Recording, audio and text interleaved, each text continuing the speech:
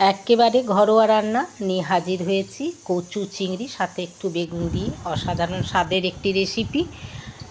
কচুগুলো প্রথমে ভালো করে কেটে নিলাম, আর এইগুলো হলো বাগদা চিংড়ি, যে কোনো চিংড়ি মাছে এটা হয়। সেগুলো ধুয়ে লবণ লাগিয়ে নিলাম। তারপরে এখানের মধ্যে একটু সর্ষের তেল দিয়ে একটু কয়েকটা রসুন, একটু পেঁয়াজ কুচি, এগুলো আমি একটু গরম করে ভেজে নেবো। একটা টমেটো এর মধ্যে দিয়ে দেওয়া হলো। তারপরে পরিমাণ মতো কাঁচা লঙ্কা, গোলমরিচ, জিরে, ধনে আর সাদা তিল থাকলে এটা একটু দিয়ে দেবেন। একটু নেড়ে নিলাম। গরম মশলা এর মধ্যে ফেলে দিলাম। এগুলো একটু ঠান্ডা হলে মিক্সিতে পিষে নিয়ে রান্নাটা করলে কিন্তু খুব ভালো লাগে। এদিকে ফ্রাই প্যানের মধ্যে সর্ষের তেল দিয়ে বাগদা চিংড়িগুলো ভেজে নিলাম। ছোট চিংড়িও হয়, বাগদা চিংড়ি আমি এটা দিয়ে করছি।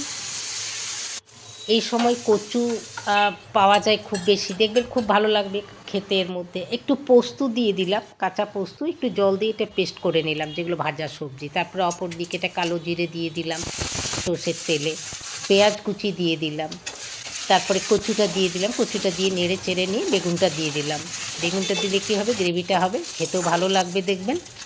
আর ওই যে মশলা যেটা ভেজে পেস্ট করেছিলাম সেগুলো সমস্ত দিয়ে একটু ভালো করে নাড়াচাড়া করে নিয়ে হলুদ, কাশ্মীরি লাল লঙ্কা, পরিমাণ মতো লবণ দিয়ে ভালো করে একটা কষে নিলাম।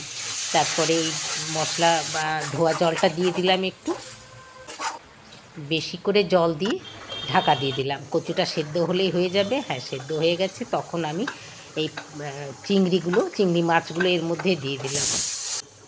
দেখুন হয়ে গেছে একদম যেরকম আপনি গ্রেভি রাখবেন বা জল দিবেন, জল রাখবেন, সেরকম করে ওপর থেকে ঘি ছড়িয়ে নামাবেন। দেখুন হয়ে গেল সুন্দর স্বাদের একটি কচু চিংড়ি বেগুনের রেসিপি। আজকে এই পর্যন্ত। আবার দেখা হবে অন্য কোনো ভিডিওর সাথে। গরম গরম ভাতে পরিবেশন করুন।